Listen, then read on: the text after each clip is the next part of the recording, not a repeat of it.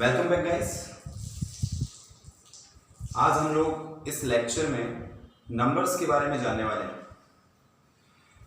Class 9th हो या class 10th हो, आपको फर्स्ट ऑफ ऑल नंबर्स के बारे में जानना बहुत ज़रूरी होता है, क्योंकि आपकी जो स्टार्टिंग है वही नंबर्स से हो रही है।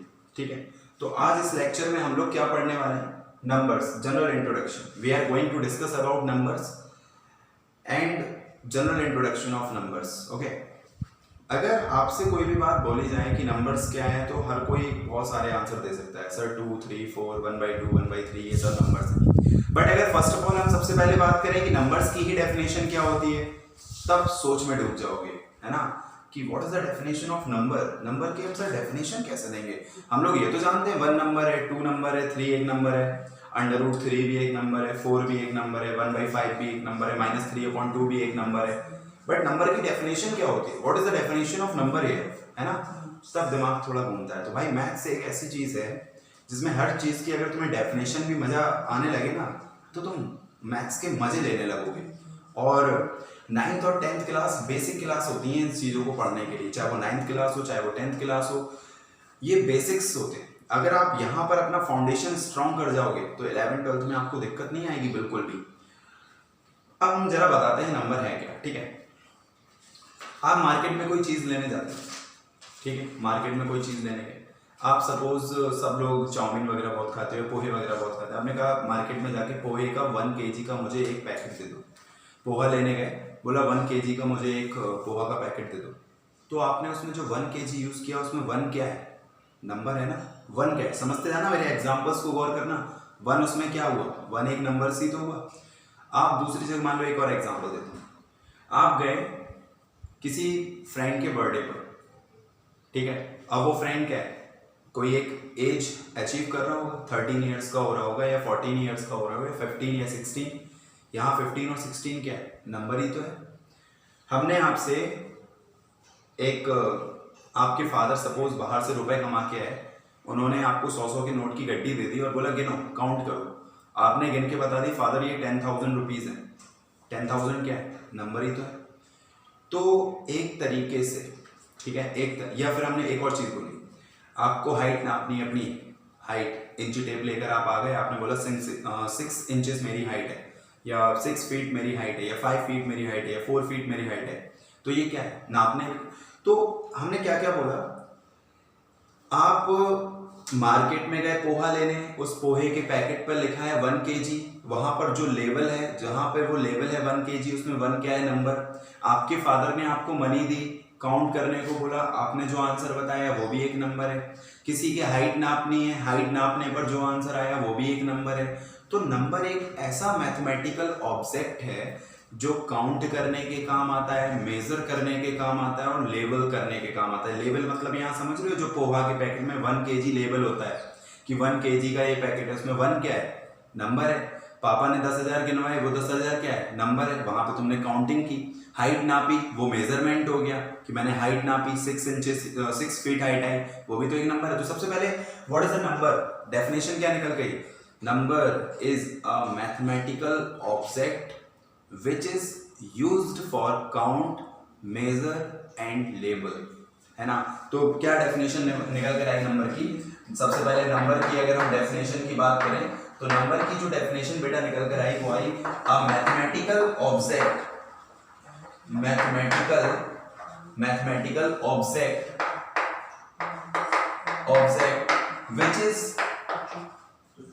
which is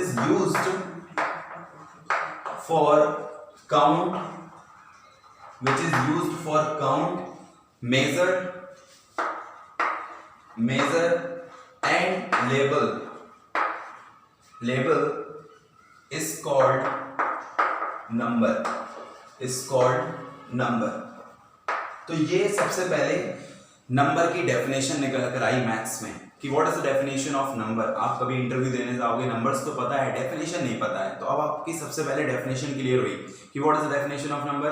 a mathematical object which is used for count, measure and label is called number. Now in class 9th and in class 10th, numbers are divided in two parts. First of all called real numbers and another part is called complex numbers. Complex numbers. Complex numbers. The second name of complex number is imaginary numbers. This is the second name, imaginary numbers. Imaginary numbers. But in class 9th and in class 10th, in both classes, complex numbers are not in syllabus. This topic we will study in class 11th. Okay, so complex number we will discuss about it in 11th class. In 11th class. So just in your syllabus there are real numbers. Okay, in your syllabus real numbers. So first of all, what is the number? A mathematical object which is used to count, measure and label is called number. Numbers further are divided in two parts, real numbers and complex numbers. Okay, but complex number or the second name of complex number is imaginary numbers. But these numbers are not in our syllabus. We will study this topic in class 11th. Right now we just have to learn about real numbers. Okay, so what are now real numbers? First again I will say to you what are real numbers. Some of all students, मतलब आप में से कुछ लोग ये जानते होंगे कि रियल नंबर्स क्या होते हैं, बट उनकी डेफिनेशन को क्लियर ना हो किसी को भी, है ना. डेफिनेशन क्या होती है रियल नंबर की? आपने सुना होगा कि 1/2 रियल नंबर है, 3 रियल नंबर है, सब जानते हैं, लेकिन डेफिनेशन क्या है नहीं पता. पहले रियल नंबर्स की डेफिनेशन पे चर्चा करते हैं जो हमारे सिलेबस में. तो हम बोलेंगे रियल नंबर की डेफिनेशन क्या होती है. हमारा जो अगला ये नंबर की डेफिनेशन हो गई. अब रियल नंबर की अगर हम डेफिनेशन की बात करें, रियल नंबर्स की डेफिनेशन, तो रियल नंबर की डेफिनेशन होती है numbers whose square always be positive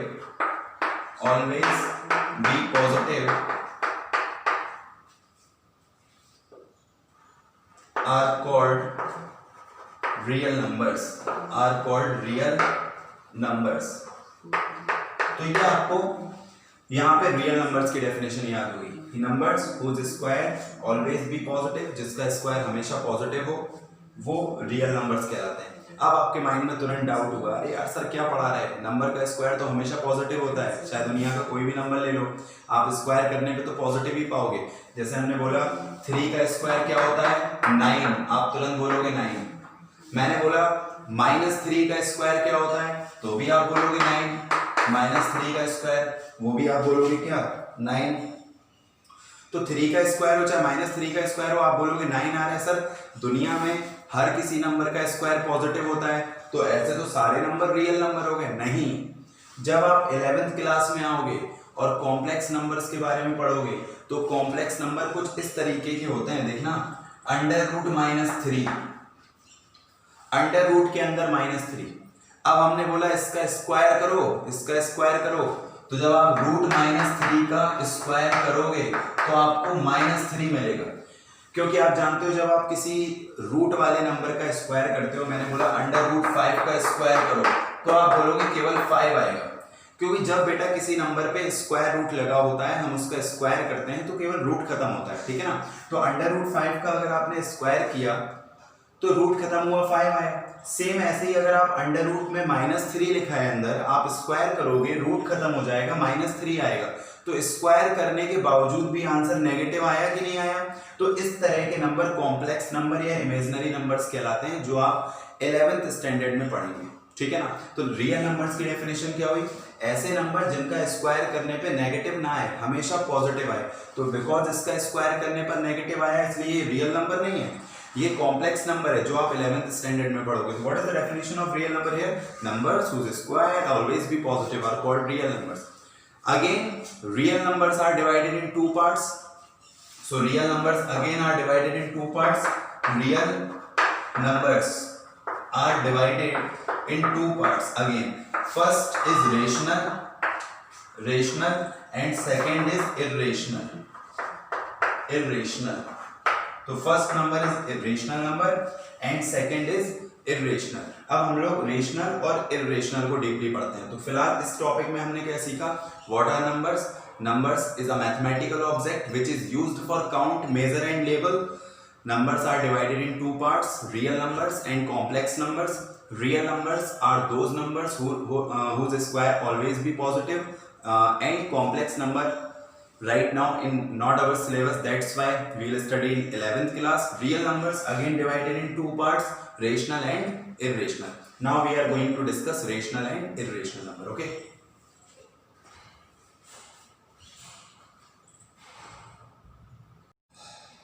so now we are going to discuss numbers, then real numbers, and now we are going to discuss parts of real numbers. So real numbers are divided in two parts. बच्चों real numbers को हम लोगों ने दो parts में divide किया. वो part क्या होता है?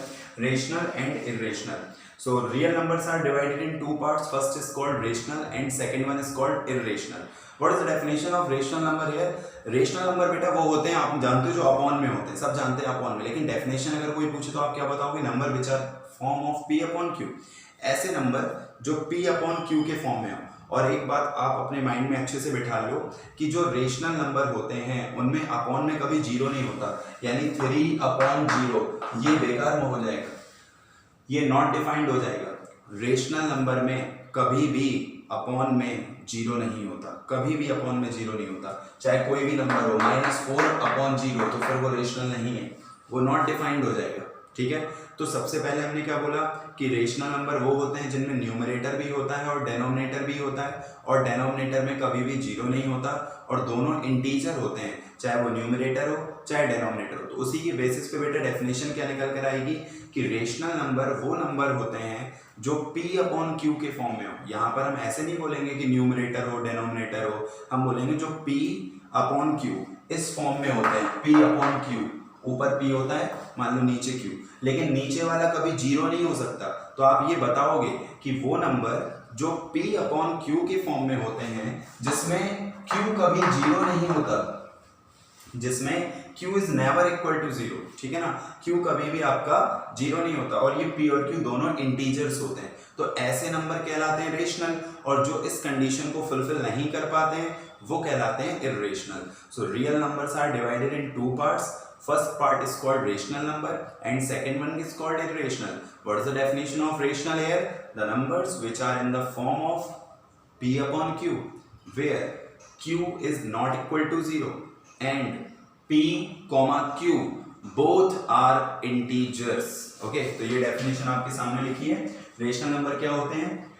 Numbers which are in the form of P upon Q, where Q is not equal to 0, P and Q both are integers, are called rational numbers. और बस इसी डेफिनेशन में R के बाद लगा दो नॉट, इसी डेफिनेशन में बस R के बाद नॉट लगा दो, केवल R के बाद नॉट, तो वो इर्रेशनल हो गई. यानी जो नंबर P अपॉन Q के फॉर्म में नहीं होते हैं वो इर्रेशनल हो जाएंगे. बाकी पूरी डेफिनेशन सेम है. क्या बताइए?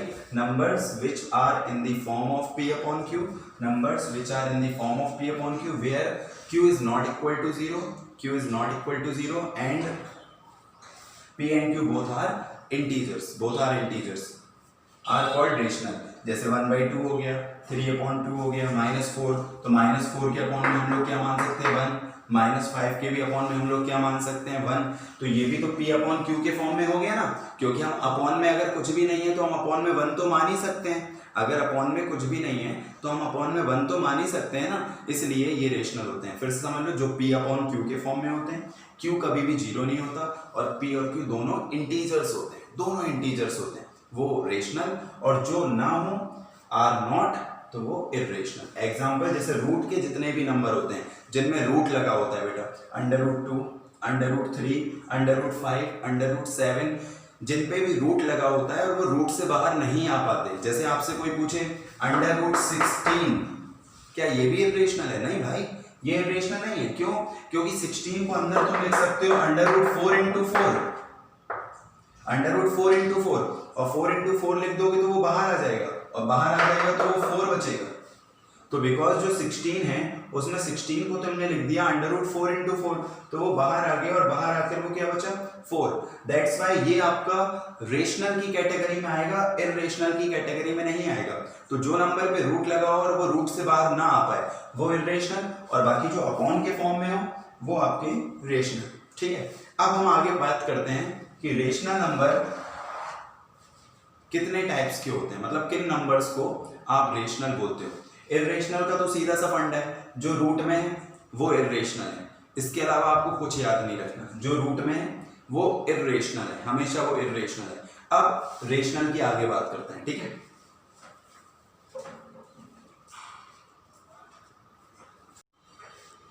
तो बेटा अब हम लोग पढ़ने जा रहे हैं नंबर्स। आपने कई टाइप के सुने होंगे, natural, whole, even numbers, odd numbers, prime numbers, composite numbers and integers. बेटा ये सारे ही जो नंबर्स है ना, ये रेशनल नंबर के ही टाइप होते हैं। अभी आपने पढ़ा ना रेशनल क्या होता है, सबसे पहले पढ़ा नंबर के दो टाइप होते हैं, रियल और कॉम्प्लेक्स। कॉम्प्लेक्स आप पढ़ोगे बाद में, रियल नंबर्स अभी पढ़ोगे। रियल नंबर मैंने बताया दो टाइप के होते हैं, एक होता है आपका रेशनल, एक होता है इर्रेशनल। रेशनल बताया जो p अपॉन q के फॉर्म में होते हैं, q never equal to 0, p and q both are integer. Now again rational number के बहुत सारे टाइप होते हैं, जैसे natural, whole, even, odd, prime, composite, integer. ये सारे ही जो नंबर्स हैं बेटा, ये सारे ही नंबर्स आपके रेशनल में आते हैं। इनका जनरल सा इंट्रोडक्शन आपको पता होगा, एक थोड़ा सा देके आगे बढ़ते हैं। जैसे नेचुरल नंबर्स आप जानते हो, नेचुरल नंबर्स वो नंबर्स होते हैं जो 1 से स्टार्ट होते हैं, 1 2 3 4 5 6 और इनफाइनाइट तक चलते रहते हैं। तो इनफाइनाइट का मार्क क्या होता है बेटा, ये आपका इनफाइनाइट का मार्क होता है। इनफाइनाइट को हम ऐसे रिप्रेजेंट करेंगे, इनफाइनाइट यानी जो आपका 8 होता है ना, 8 जो 8 होता है उस 8 को लिटा देना है अपन को, तो ये आपका इनफाइनाइट का मार्क होगा, ठीक है। तो ये इनफाइनाइट का मार्क होता है। तो वो नंबर जो 1 से स्टार्ट होते हैं और इनफाइनाइट तक जाते हैं, 1 2 3 4, वो नेचुरल नंबर कहलाते हैं। तो नेचुरल नंबर्स क्या होते हैं, 1 2 3 4 and dot dot dot infinite तक। कहाँ तक जाते हैं, इनफाइनाइट तक। तो जो नंबर 1 से स्टार्ट होते हैं और इनफाइनाइट तक जाते हैं बेटा, वो नेचुरल होते हैं। अच्छा, होल नंबर क्या होते हैं, जो 0 से स्टार्ट होते हैं। बस नेचुरल नंबर में अगर हम 0 1 लगा दें तो वो नंबर आपके होल नंबर्स में आ जाएंगे, ठीक है। नेचुरल नंबर क्या होते हैं, 1 2 3 4 1 से स्टार्ट होते हैं। होल नंबर्स क्या होंगे, बस आप नेचुरल नंबर में 0 1 लगा दो तो वो होल नंबर हो जाएगा। यानी whole number 0 1 2 3 and dot dot dot चलते रहते हैं इनफाइनाइट तक। तो जो नंबर 1 से स्टार्ट होकर इनफाइनाइट तक जाते हैं वो नेचुरल होते हैं, जो 0 से स्टार्ट होकर इनफाइनाइट तक जाते हैं वो होल नंबर्स होते हैं। नाउ इवन नंबर्स सब जानते हो, वो नंबर्स जो 2 से डिविजिबल होते हैं वो आपके इवन नंबर कहलाते हैं। तो इवन नंबर की अगर कोई आपसे पूछे कि what is the definition of even number, so numbers which are divisible by 2, so ये होते हैं आपके डिविजिबल बाय 2, डिविजिबल बाय 2। तो ऐसे नंबर जो 2 से डिविजिबल होते हैं वो इवन कहलाते हैं, और जो नंबर बेटा 2 से डिविजिबल नहीं होते हैं वो ऑड की कैटेगरी में आ जाते हैं। तो कोई पूछे what is the definition of odd numbers, तो आप बोलोगे numbers which are not divisible by 2। जो नंबर 2 से डिविजिबल नहीं होते वो ऑड होते हैं, और जो 2 से डिविजिबल होते हैं वो इवन होते हैं। So numbers which are not divisible by 2, not divisible by 2। जो नंबर 2 से डिविजिबल हो जाए इवन, नहीं हो ऑड। आगे बढ़ते हैं। प्राइम नंबर्स क्या होते हैं, ऐसे नंबर जिनके 2 फैक्टर हो। अब फैक्टर क्या होते हैं बेटा, जैसे मैंने बोला 4 के फैक्टर्स बताओ, तो मैं बोलूंगा कि 4 के फैक्टर्स होते हैं 1 2 और 4। मैंने आपसे बोला 9 के फैक्टर्स बताओ, 9 के, तो 9 के फैक्टर्स होंगे 1 3 और 9। मैंने आपसे बोला 6 के फैक्टर बताओ, तो 6 के फैक्टर होंगे 1 2 3 और 6। कह दो सर ये क्या मजाक कर रहे हो यार, खुद ही पूछ रहे हो, खुद ही लिखते जा रहे हो, हमें तो समझाओ फैक्टर लिख कैसे रहे हो। तो भाई फैक्टर तुम समझो ना, एग्जाम्पल से समझो कि मैं कैसे लिख रहा हूँ। 4 मतलब 4 के फैक्टर से मतलब कि 4 किन किन के टेबल में आता है, 4 किन किन से डिविजिबल होता है। 4 1 से डिविजिबल होता है, 1 तो सबको डिवाइड कर लेता है, 1 अपना बढ़िया यूनिक आइटम है, किसी को भी कह रहा कुछ भी लाओ हम पेल देंगे, डिवाइड पेल देंगे हम अपना, ठीक है। तो 1 तो किसी से भी डिवाइड, 1 किसी को भी डिवाइड कर सकता है।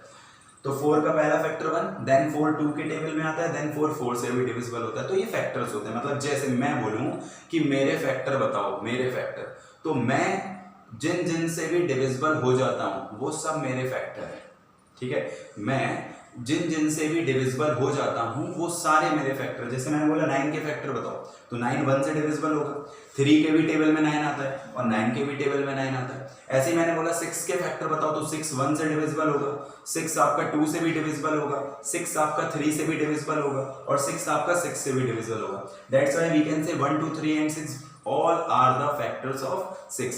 सो फैक्टर्स क्या होते हैं, किसी भी नंबर्स के फैक्टर्स वो होते हैं जो उस नंबर को डिवाइड कर सकें। किसी भी नंबर के फैक्टर्स वो होते हैं जो उस नंबर को डिवाइड कर सके, ये आपके फैक्टर्स होते हैं। तो बेटा ये आपके फैक्टर्स का मामला क्लियर हो गया। मैंने सर फैक्टर्स क्यों समझा है, क्योंकि प्राइम नंबर्स की अगर आपको डेफिनेशन चाहिए तो आपको फैक्टर्स की नॉलेज होनी चाहिए, क्योंकि प्राइम नंबर्स बोलता है ऐसे नंबर जिनके दो फैक्टर होते हो, एक तो 1 और एक वो खुद ही। समझ में आई बात? नहीं आई? सुनो, prime numbers are those number whose factors are only 2, मतलब जिनके दो ही फैक्टर हो, एक तो वो खुद हो जो नंबर है और एक 1 हो। जैसे हमने बोला 7 के फैक्टर बताओ, 7 के, तो 7 के फैक्टर 1 होगा और 7 होगा, क्योंकि 7 या तो 1 से डिविजिबल होगा 7, या फिर वो 7 आपका खुद से डिविजिबल होगा। मैंने बोला 11 के फैक्टर बताओ, 11 के, तो 11 के फैक्टर भी क्या होंगे, 1 और 11, क्योंकि 11 या तो 1 के टेबल में आएगा या खुद के टेबल में आएगा। तो ऐसे नंबर जो या तो 1 से डिविजिबल होते हैं या अपने आप से डिविजिबल होते हैं वो प्राइम नंबर्स कहलाते हैं। तो डेफिनेशन क्या हुई, numbers which are divisible by 1 and itself, है ना, numbers which are divisible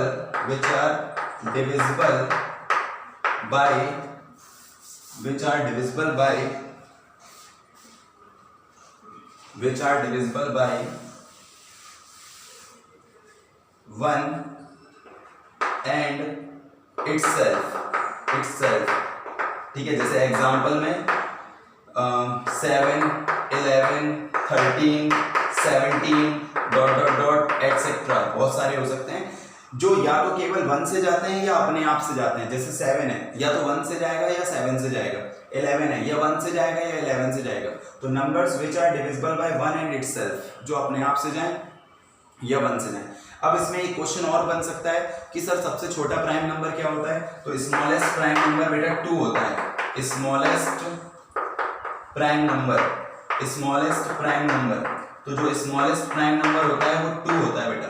smallest prime number equal to 2। अगर आपसे पूछे कि दुनिया में सबसे छोटा प्राइम नंबर किसको माना गया है, तो वो 2 को माना गया है, क्योंकि 2 के दो फैक्टर हो जाएंगे, एक तो 2 के टेबल में आ जाएगा और एक 2 आपका 1 के टेबल में आएगा, क्योंकि 2 या तो 1 से डिविजिबल होगा या 2 से डिविजिबल होगा, ठीक है। तो 2 के भी कितने फैक्टर होते हैं, 2 फैक्टर होते हैं, एक तो 1 और एक खुद अपने आप में 2 होता है। तो इसलिए सबसे छोटा प्राइम। अब जो नंबर प्राइम नहीं होते वो कंपोजिट होते हैं। तो इसकी डेफिनेशन कंपोजिट की क्या लिखोगे, अगर कोई पूछे कंपोजिट की डेफिनेशन क्या है, तो आप बोलोगे numbers which are not prime, numbers which are not prime, या फिर ऐसे बोल सकते हो ऐसे नंबर जिनके 2 से ज्यादा फैक्टर हो, ऐसे बोल सकते हो, और numbers having more than 2 factors, more than 2 factors। ऐसे भी बोल सकते हो कि ऐसे नंबर जो प्राइम ना हो, एक तो डेफिनेशन ये होगी जो प्राइम नहीं होंगे वो कंपोजिट होंगे, ये बात श्योर है, ठीक है ना। तो नंबर, और या फिर ये सबसे बेस्ट डेफिनेशन है ये वाली, कि नंबर्स, ये वाली आप याद करो, ये ज्यादा बेस्ट है, कि numbers having more than 2 factor, ऐसे नंबर जिनके 2 से ज्यादा फैक्टर हो। जैसे पहला एग्जांपल ले लेते हैं हम लोग 6 का, तो 6 के आपने जानते हो ना, 6 किन के टेबल में आता है, 1 के में आता है, 2 के में आता है, 3 के में आता है और 6 के में भी आता है। तो 6 के कितने फैक्टर हो गए, 4 फैक्टर हो गए। हमें कितने चाहिए, 2 से ज्यादा, क्योंकि अगर 2 फैक्टर है तो वो प्राइम में आ गया, क्योंकि 2 अगर जैसे 2 था तो उसके 2 फैक्टर थे, एक तो 1 और एक 2, तो अगर 2 फैक्टर मिलते हैं तो वो प्राइम है, 2 से ज्यादा मिलते हैं अगर तो वो कंपोजिट है। तो composite numbers having more than 2 factors, जिनके 2 से ज्यादा फैक्टर होते हैं वो कंपोजिट होता है, ठीक है। सबसे छोटा कंपोजिट नंबर क्या होता है, यहाँ पे ये भी जैसे स्मॉलेस्ट प्राइम नंबर 2 होता है, ऐसे ही स्मॉलेस्ट कंपोजिट नंबर होता है स्मॉलेस्ट कंपोजिट होता है आपका 4। स्मॉलेस्ट कंपोजिट होता है 4, क्योंकि जब आप 4 के फैक्टर निकालोगे 4 के, तो आपको क्या मिलेंगे, 1, 2 और 4, क्योंकि जो बेटा ये 4 है, ये जो 4 है आपका, ये 4 1 के टेबल में आ जाएगा, 2 के टेबल में आ जाएगा और 4 के, तो 2 से ज्यादा फैक्टर हो गए ना, 3 हो गए, इसलिए स्मॉलेस्ट कंपोजिट 4 होता है। अब यहाँ पर एक क्रॉस क्वेश्चन उठता है, सर 1 के बारे में क्या ख्याल है, ठीक है। आपने हमें समझाया कि स्मॉलेस्ट प्राइम 2 है, स्मॉलेस्ट कंपोजिट 4 है, तो 1 क्या है, 1 neither prime nor composite. One ना तो प्राइम है ना ही कंपोजिट है। क्यों? क्योंकि वन के पास अगर हम बोले वन के फैक्टर करो, अगर हमने आपसे बोला वन के फैक्टर करो तो आप क्या बताओगे वन के फैक्टर में? सर वन, क्योंकि वन केवल वन से ज्यादा है। तो वन के पास केवल कितने फैक्टर आए? एक। जबकि प्राइम नंबर होने के लिए हमें कितने फैक्टर चाहिए? दो। कंपोजिट होने के लिए हमें कितने चाहिए? दो से ज्यादा। तो इसलिए one neither prime nor composite. Prime होने के लिए आपके पास दो फैक्टर होने चाहिए, केवल दो, ना दो से कम ना दो से ज्यादा, तो वो प्राइम है। और दो से अगर ज्यादा फैक्टर है तो वो कंपोजिट है। अब वन के साथ क्या था? वन का केवल एक ही फैक्टर होता है, वो खुद वन होता है, तो उसके पास दो फैक्टर नहीं हुए ना। और दो से जब दो नहीं हुए तो दो से ज्यादा कैसे होंगे? तो नाइदर प्राइम नॉर कंपोजिट। बात करते हैं इंटीजर्स की। तो इंटीजर्स क्या होते हैं?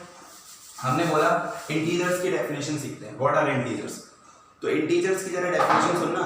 हम यहाँ डेफिनेशन लिखते हैं सीधे कि natural numbers comma negative of natural numbers including zero are called integers. मैंने क्या बोला? Natural numbers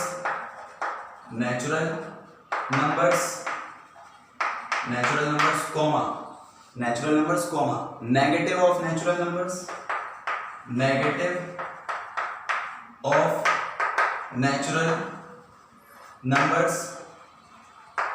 including zero are called integers. ये आपकी इंटीजर्स की डेफिनेशन निकल कर आई। हमने क्या बोली इंटीजर्स की डेफिनेशन बेटा? Natural number comma negative of natural number including zero. अब जरा इसको अप्लाई करो तो नेचुरल नंबर क्या है?